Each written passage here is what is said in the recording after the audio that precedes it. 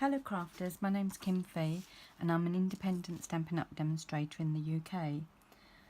I'd like to share with you today a very simple card that I've made with the Healing Hugs stamp set. There you go. This you will find in the new annual catalogue on page 110, and it's £20 for the clear mount and £27 for the woodblock mount.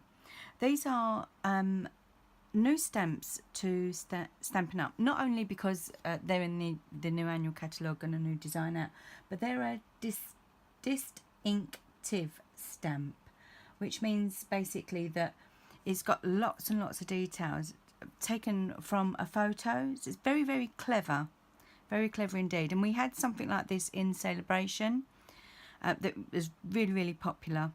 So I'm quite pleased to see some of these now in the annual catalogue. So I just wanted to make some very simple get well cards really. They could be sympathy cards as well, but I thought I'll give it a try and I'll do a video. So I've not done very many videos, so please bear with me. Should we get started? What I was going to do, I was going to have everything prepped for you, but I thought, no, I want to show you the best way that I found to cut up my cardstock so that I can get the best out of it. And normally when I do a card, I like to make more than one of the same thing, so I can use in my coffee and card events on a Monday. So we use very simple. I will use this design in the next card and cuppa event, so I'd always need to have more than one sample of the same thing. So let's get started, and I'll start with the base card, which is from the lovely new grey granite grey granite, I think it's called. So what I'm going to do is I'm going to score it, the whole lot. So I'm going to score at 10.5 centimetres straight down the middle for us in the UK, and then I'm going to turn it around and I'm going to cut it at 14.8 centimetres. So that's A5 for us in the UK. I'm sorry about the inches, I'll try and put them on my blog. So that means I've got 2 card blanks ready now for 2 cards that I want to make. And then the second layer, which is the crushed curry, I cut those at 14.3 by 10 centimetres. So I start horizontally and I go 14.3 and I cut again, because I don't want this sitting in my tray thinking that it's an A5 card when it's not. It's slightly bigger. So then I do the 10 and I cut 10 again, and whilst I'm here I'm going to cut the whole A4 sheet,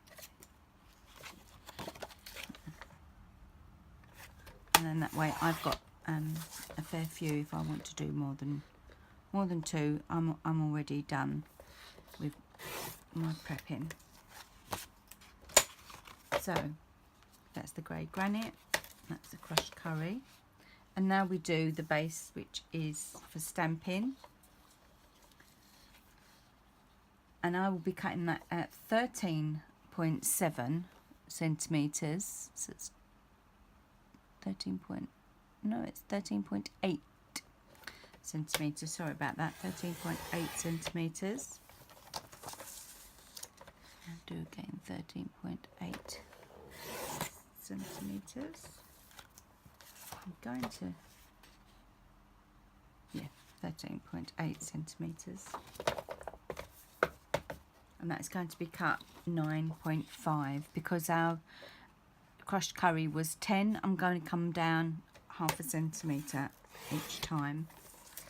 We'll do 10.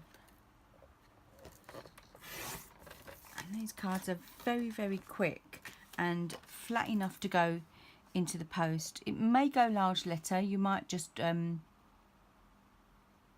because the sentiment I have put up on dimensionals, so that might go large letter, but you can stamp straight on with your Stamparatus, and that will go through the ordinary 58p post. So this one's not quite 9.5. There we go, so I've got 4 of those. Now the little bits that I've got left over, they should be 2 centimetres, and that's right, they are 2 centimetres, and I'm going to use them for the sentiment so we don't chuck anything away. Right, let's clear that. So for this card I'm going to use this image and this image, and then this sentiment here. Let's have a look. Right. So I'm going to start with the rose first in the crushed curry.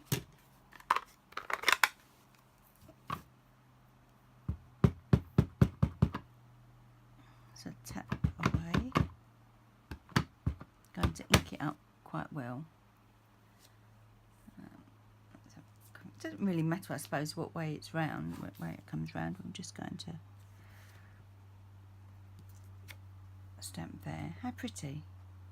Really, really pretty. And then I'll put that to one side, and then we use the new stamps, new ink pads. So it's grey granite, that's it, yeah. There we go. And a tap, and I'm just going to come slightly off the page like that.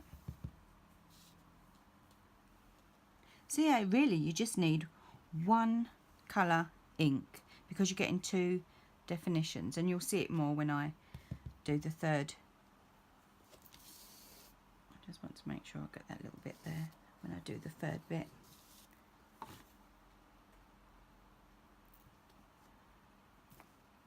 So it looks like you've got 2 different colour leaves, when in actual fact you've used just the one ink and you stamped it once, but it looks like it's 2nd generation there. It's really, really clever. It's really hot in here today, so I want to make sure I close those up. So that's basically most of the stamping done. I'll put that to one side, and I'm going to show you how I used the strips that were left over on my Stamparatus. So I've already labelled it there, and I've got my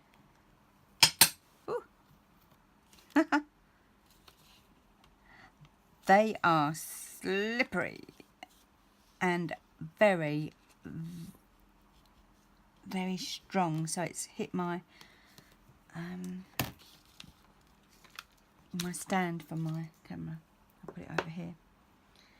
Right, so I just put that in there,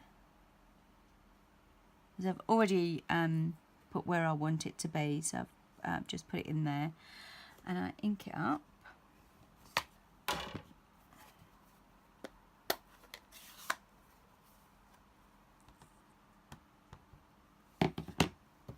I come down and I press.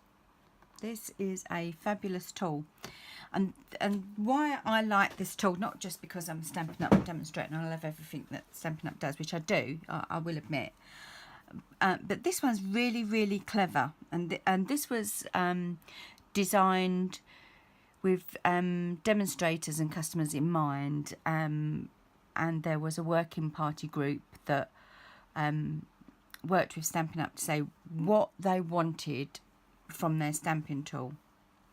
This clever thing, I shall lift it out and move it along 1, 2, 3 notches. So put it down on the 3rd notch. I'm going to ink it up again and ink it down here. and now I've stamped 2 at the same time. How cool is that?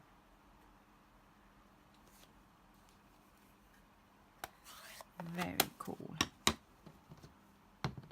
Just going to use my very dirty Simply chamois that's new in the catalogue, and that's the code for that is 147042, and that's $7.50 in the catalogue.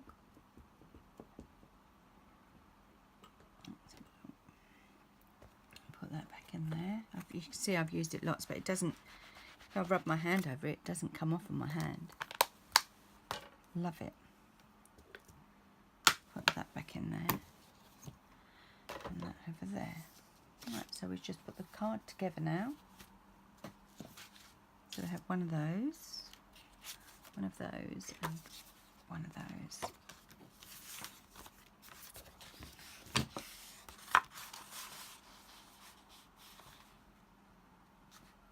I mean, once you've cut all your bits and pieces, I would say you probably make 4 or 5 in less than 10 minutes, to be fair.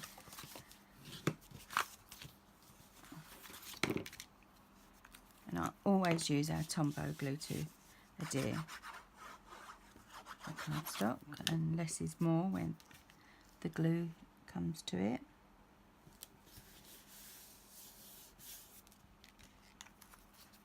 That's it. And then I just wrapped a little bit of twine. You can use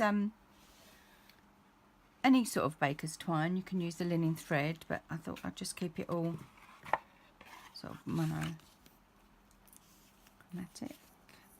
Tie it round twice, a little bow like you're tying your shoelaces when you was little.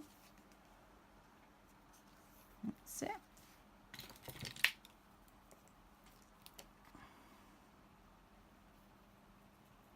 There we go. Just pull it down where you want it, move it along. If you just bend your card a little bit, you can slightly move it along. Just pull down that little bit there.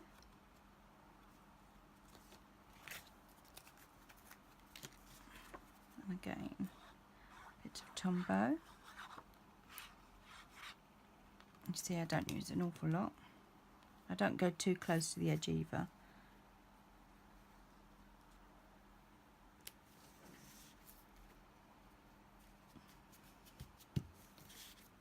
And that's it. And then to finish it off, I decided to use, oh, I'm going to tip these out now, the iridescent sequin assortments. So I just tipped myself out a few.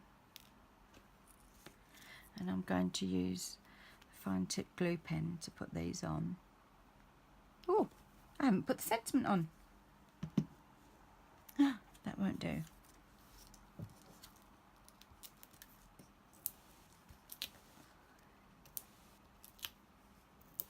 Just put 3 sticky fixes on. Dimensionals.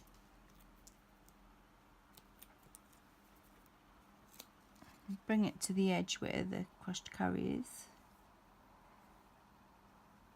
That's it. Now we know where we want to place the sequins. So I want one up here. I want one down there. And a little tiddly one there. And just make sure if you ever get the fine glue tip pen that you put the pin straight back in as soon as you've finished placing where you want it to go. So we have, oh, there's slippery, a smaller one there. So I had a big one up the top, a slightly smaller one, and then there's really, really tiddly ones. How pretty is that? And that's it.